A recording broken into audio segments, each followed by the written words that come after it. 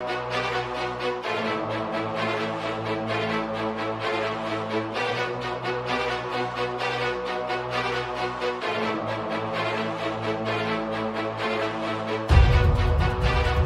kills at least 12 people, including children, at 2 displacement camps in eastern Congo. GOMA, Congo, Associated Press. Attacks on 2 camps for displaced people in eastern Congo's North Kivu province on Friday killed at least 12 people.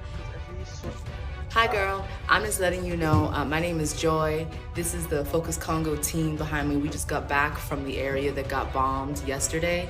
It was actually 10 bombs. It was over 40 casualties, and we don't even know how many injuries there are. There's absolutely no information, so I don't expect you to have all of the exact details, but I do want to correct you and let you know it's not 12 deaths, it is over 40 and counting.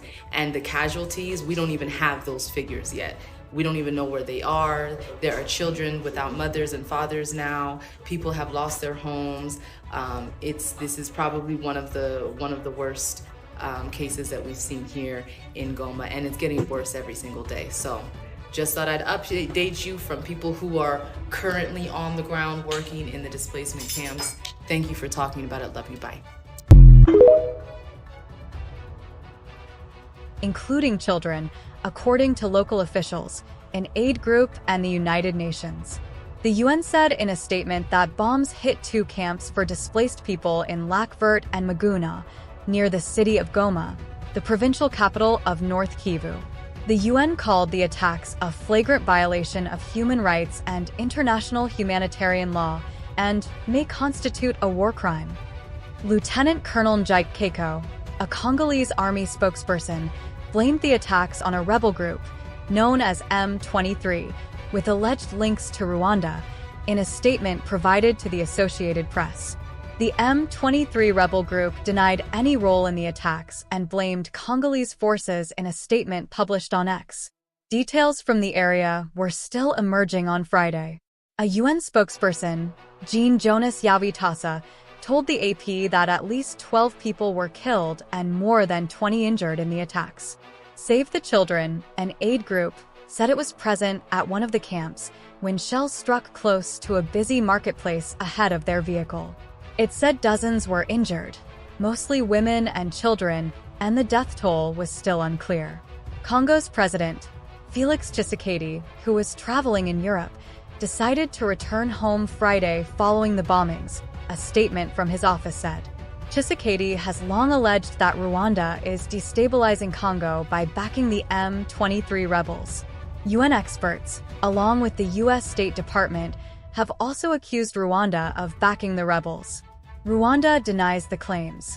Earlier this week, French President Emmanuel Macron called on neighboring Rwanda to halt its support for the M23 rebel group during a joint press conference with Tshisekedi in Paris. The bombings follow the M23 rebel group's capture of the strategic mining town of Rabaya this week.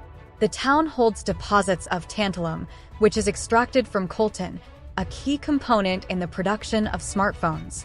It is among the minerals that was named earlier this month in a letter from Congo's government questioning Apple about the tech company's knowledge of blood minerals being smuggled in its supply chain. We are gravely concerned about the recent Rwanda Defense Forces and M23 expansion in eastern DRC, which has contributed to the displacement of more than 2.5 million people, State Department spokesperson Matthew Miller said Friday in a statement.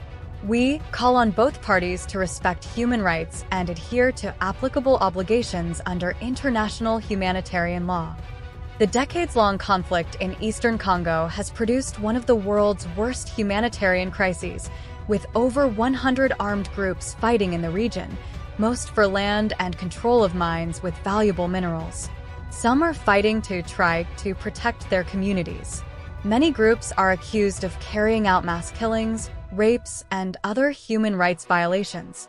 The violence has displaced about 7 million people, many beyond the reach of aid.